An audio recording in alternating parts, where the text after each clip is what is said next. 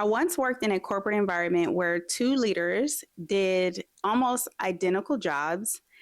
And even though they did identical jobs, their teams functioned very differently. That experience taught me something that most leaders don't talk about, which is proactive leadership versus reactive leadership. I'm going to keep the details general because I think what matters most here is the leadership pattern. And so that's what I want to specifically highlight. There are 4 points that I want you to walk away with today.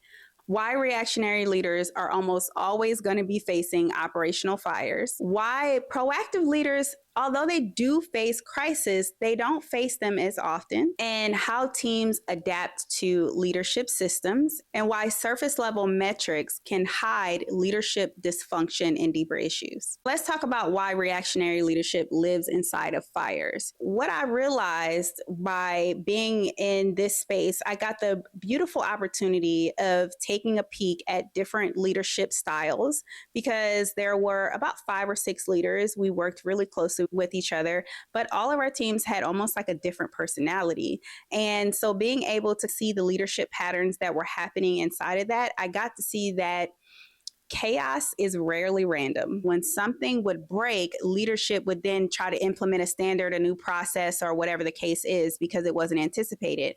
What was interesting is by the time that this new process or procedure or whatever is being implemented, I already had it implemented on my team because I had already anticipated the risk. So we didn't really need to do anything operationally different on my team because the structure had already existed. Those who did not have the structure already in place needed to do a lot operationally to put these structures in place because they weren't anticipating the risk. A lot of the time that this leader was spending was on reacting to things, reacting to consequences, fixing things, spending hours and hours on calls, trying to explain why something went wrong. It was just unnecessary time when if they would have had the structures in place, that time could have been saved. I am somebody who is very pattern sensitive, so I can often anticipate before something's going to happen. So that client that is very quiet and they're not showing up the calls and maybe they've sent an escalation or two, I'm like, that's usually a cue for me. And I'm usually going to react before we even have to do anything. I'm going to put something in place way beforehand, or that task that I see that's getting missed, I'm not going to keep letting that task get missed. I'm going to say, okay, I've noticed that this task has been getting missed, even though nobody's escalating. Let me go ahead and proactively put something in place for that. And so that is what proactive leadership was for me. I spent a lot of my time anticipating the needs of my clients and anticipating the needs of my team. What this led to was fewer surprises, fewer escalations, and more stability inside of the team because it led to more predictable outcomes. It also led to less stress and it led to less overtime on the team. Proactive leadership doesn't mean that you never face a problem. It just means that you're more prepared for the problem when it does happen. And it's also easier when somebody asks, okay, what happened? You can easily point to a place in your system where it broke down and so that you can tweak it.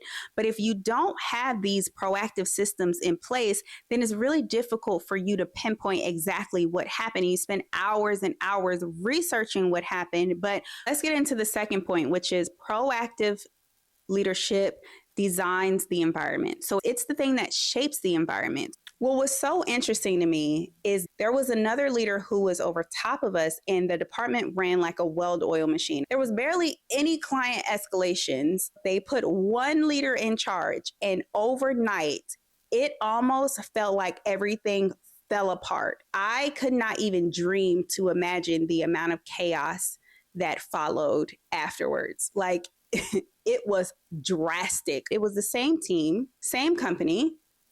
What changed? The leadership. 2 leaders, same resources, different outcomes. The difference wasn't talent, it was just how leadership was practiced. The next point is teams learn to adapt within the environment that they're in. So this was so prevalent when we did a restructure inside of this organization. And man, I tell you that revealed a lot of things about the team, the standards, the structure, and everything else. Like it was a huge reveal and it was messy and it was terrible and it was traumatic. And some people actually never recovered. But what it did was it shed light on how the different teams operated. And you got a chance to kind of see behind the scenes of how what different leadership expectations were. Now, I had already seen this because we were having these leadership calls, but the team got a chance to see this and it was very enlightening for them. And what the team got to see was which leader was constantly jumping in to solve the problem for them, which leader was the one who was going to have an attitude and constantly micromanage. They became scared of certain leaders to ask them certain questions. It made them even more loyal to the leaders that they were working under because they were like, I'm not going to work ever under that leader. So it exposed a lot. Even if you're disconnected from your team, even if you're not in the day to day, it really does have a huge impact on the environment that you are shaping, on the culture and everything that you're shaping for your team. The teams learn what is expected. And it's not always the thing that you think that they're learning what is expected. I did a video on how silence is eroding your authority and setting expectations that you didn't intend to set. They are also learning what they own versus what somebody else owns. I would often have people that would come to me and say, I gave it to so-and-so and I'm just waiting on them. If you're having people who are doing that and offloading their responsibilities onto someone else, it's because the standard was never set, really. They're also learning when to solve problems. Should they be solving problems earlier? Should they be leaving them behind? How long should it be sitting on their desk? Who do they pass it to? They're learning this by whatever standards are being set. Teams don't just respond to leadership, they adapt to it. Point 4, performance metrics can really hide deeper issues in leadership. And what I mean by that is just because something looks good on paper doesn't necessarily mean that it is a healthy environment. And so you have to know what success looks like to you.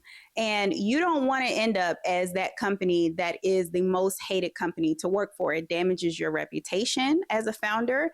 It damages your ability to get funding.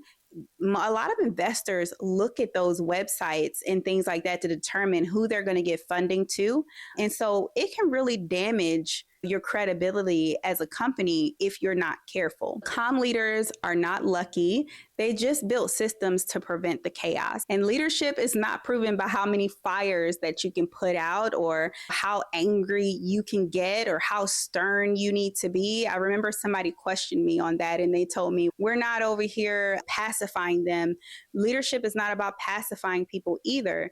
There's just a way that you have to do things and set up a structure, and so that you don't have to have a bunch of chaos on your team. Leadership is based on how few fires your system has to put out. That's how we should be measuring leadership. If anything in this video felt familiar to you, then I want you to go download my white paper, The Root Cause. It walks through all of the steps that you need to go from reactive leadership to proactive leadership. So the link is inside of the description, and we'll see you next time. Make sure that you like and subscribe.